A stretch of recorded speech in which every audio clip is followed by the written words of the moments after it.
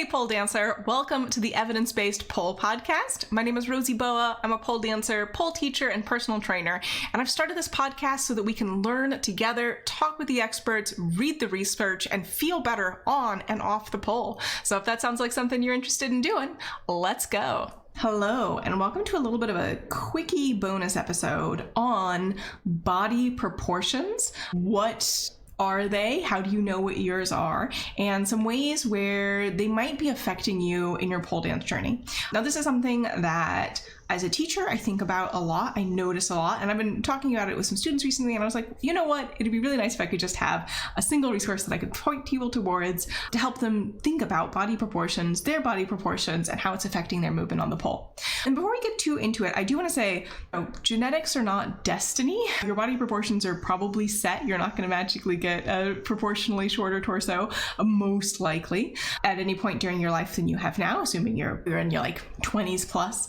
But that doesn't mean that because you have your specific body proportions, you are destined to have certain types of movements that you're never going to achieve. It's just your journey is going to be different depending on your specific body, and that is okay. And that's going to be true for everybody. And even though some things may be more challenging with some body proportions, those same body proportions can make other things easier. So all bodies are good bodies, and that includes your body. And I am sharing this information to help you think about things and approach things in a way that's going to help you be more successful, and not as a way for you to be like, well, I'll never be able to do splits because my legs are short, right? That's not the point of this episode.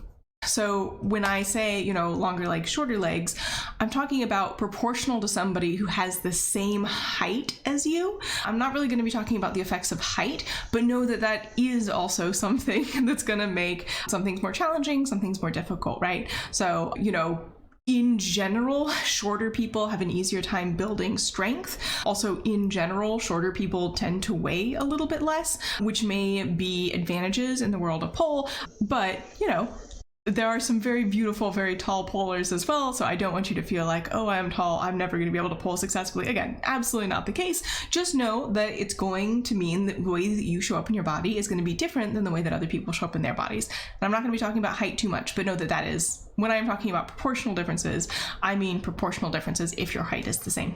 Everything that I'm going to talk about today, right? Yes, body proportions will play a role in how challenging they are, but proper technique, consistent conditioning, and the positioning of your body on the pole can more than make up for any proportional limb differences. All right, so the first thing I wanted to talk about was center of gravity or center of mass.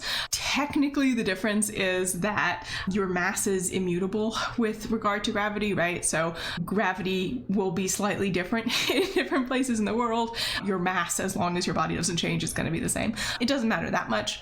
And usually when people talk about center of mass or center of gravity, when they're talking about body types, they mean if you are at rest in the anatomical position, so your feet are together, your hands are down by your side, you're standing straight. It doesn't actually have to be anywhere on your body at all. If you sort of imagine a sphere around your body that would totally encompass your body, the center of mass in all dimensions is going to be the point in the sphere where there is equal weight around it in multiple dimensions. So it doesn't have to be on your body at all.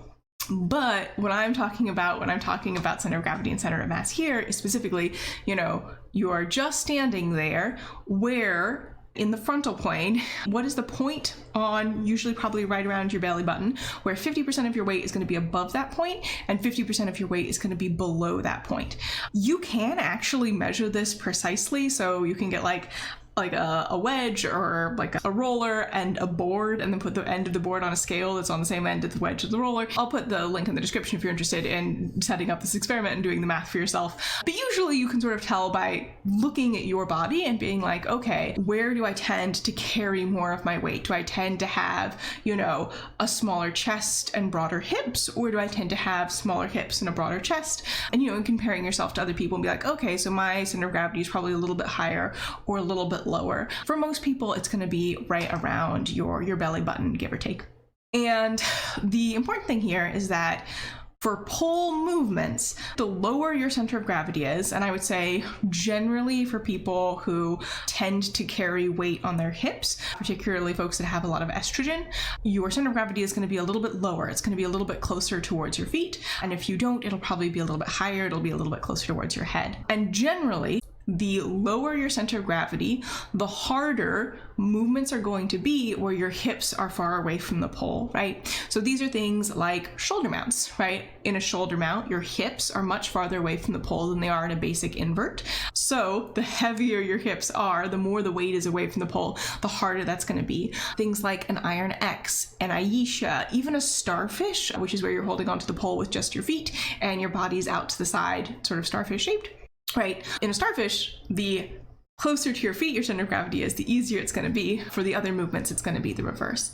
So with that in mind, folks who A, just don't have a lot of body weight, B, are shorter, so overall their body is closer to the pole, C, have a higher center of gravity, all of those things together mean that things like an Iron X are just going to be easier for them. They're going to have more mechanical advantage. That said, if you do have a lower center of gravity, right, you've probably, seen football or rugby players, when they're going to tackle people, they sort of like crouch down and try to get lower, and that's to bring their center of gravity closer to the ground to build more stability. So if your center of gravity is a little bit lower, you're probably going to find it a little bit easier to balance. So heels work might be just easier for you than it would be with someone else with a higher center of gravity at your same height.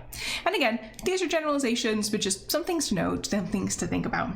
So, related to center of gravity but different is torso length. So here we're thinking proportionally, right? What proportion of your height is made up of your torso? And that's usually measured, from either the clavicle to sort of the bottom of the pubic bone, or you can use like a dressmaker's measurement and go from the top of the shoulder to the inside of the groin. Either ways work, and then comparing that with your full height. Different things here, right? So generally, if you have a longer torso, you're probably going to have an easier time building spinal flexibility. So things like back bends, back arches might be a little bit easier for you. Inverting may be harder because your torso is longer. So especially for things like a shoulder mount, your hips are just going to be further away from the pole. Whereas if you have a shorter torso, again, imagining a shoulder mount, your hips are physically closer to the pole. Also, people with longer torso sometimes have a little bit of an easier time building strength in pulling motions because they have a little bit more leverage. So if you have a really long torso, something like an arms only climb might be easier for you than somebody with a much shorter torso. And also the person with the shorter torso is probably going to prefer, to do things like a shoulder mount where they get more mechanical advantage. Not necessarily, but again, given everything else being equal, those are probably some of the effects. Another thing to think about is arm length, right? How long are your arms? Sometimes you'll hear that called wingspan or ape index. And generally that's measured by, you T-pose, you have your arms out to the side and you measure from middle fingertip to middle fingertip across your back. And then you compare that to your height.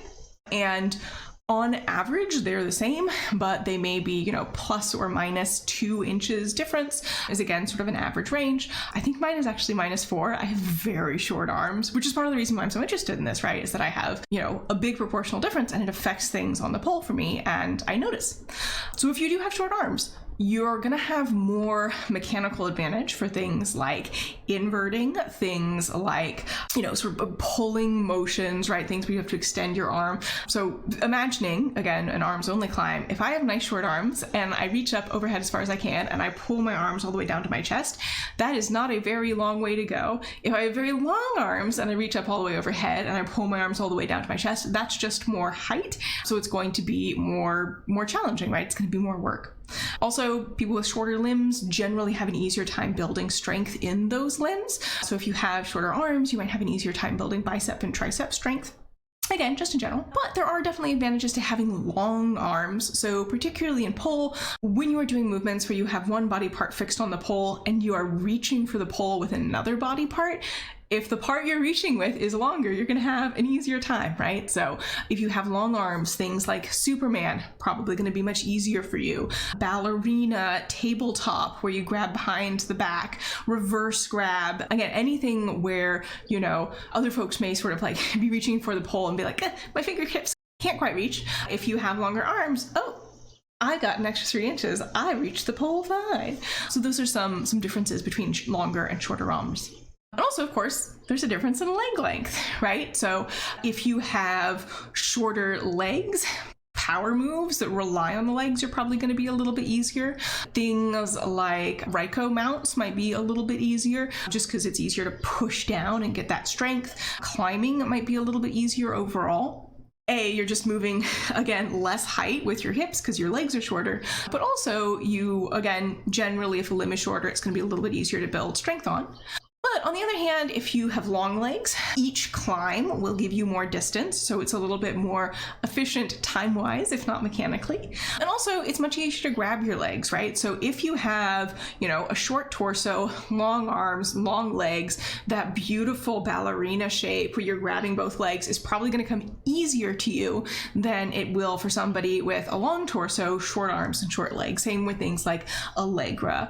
And also, for all of these proportional differences, there are going to be people who just prefer the aesthetic of one build over the other, and that's perfectly fine. There's nothing wrong with having, aesthetic preferences, but I would say, if your personal aesthetic preference for, I think this type of dancer looks really beautiful, is not the type of body that you have, I would say spend some time finding dancers who have the type of body that you have, who you really enjoy watching them, and spend some time just cultivating, watching, and appreciating their movement and being like, yeah, this is a way that's going to be easier for me to move, and also I really like what it looks like, and work on building love for that body type. Which I understand can be hard, but that's my little assignment for you if you would like it. So we talked about, some of the differences, some of the benefits, some of the disadvantages in terms of what movements are going to be easier. Now, I will say for all of these movements, you can absolutely compensate for perhaps some sort of structural disadvantage with, again, conditioning techniques. We're talking about, ballerina, for example. Well, if you're really working on your thoracic rotation, if you're trying to grab that back leg and you're really working on, your hip extension, that'll get you there, right? It'll absolutely get you there, even if you don't have like that little extra advantage of having longer arms and longer legs. Or if, you have really long torso and really long arms and something like an Iron X, you are just really far away from the pole, you can absolutely get there with strength training. And you can also get there with changing your center of gravity by moving your other limbs, right? So maybe an Iron X just isn't in the cards for you right now with straight legs, sort of in that X shape, but maybe if you find more of a straddle to bring your legs closer to the pole and you find a little bit of a way to shift the gravity, center of gravity closer to the pole, it'll be a little bit easier for you. So in general, the closer the center of gravity is to the pole itself, the easier the movement will be, the more mechanical advantage you'll have. For things that are strength moves, the difference is because of that shift in center of gravity, and you can shift your gravity in other ways as well, particularly with technique and placement. So again, genetics is not destiny, your body type is not destiny. It is going to affect the way that pole dance feels and what's easier and harder for you as opposed to somebody else that's your same height that has different body proportions. But no body type is better or worse. All bodies are good bodies, and these are just some things to think about and be like, okay, my friend with super long arms was able to get this really easily. I'm really struggling. It could be related to differences in body proportions, and I'm going to need to work X, Y, and Z in order to get something that's a little bit easier for them. But vice versa, there's probably things that are easier for me than there are for them. So just a really quick primer into differences in body proportions. That's all I have for you this week. Again, a little bonus episode, gonna keep it short and sweet, but we've got something really fun coming up next week that I think you're gonna love, and I hope you enjoy it. And I'll talk to you very soon. Bye. Thanks so much for joining me today, pole dancer. This podcast is a production of Slink Through Strength, the inclusive, evidence-based online pole studio. So if you're looking for a place to train, either off-pole conditioning and flexibility, or learning pole tricks and refining your pole movement, you can find us online at slinkthroughstrength.com.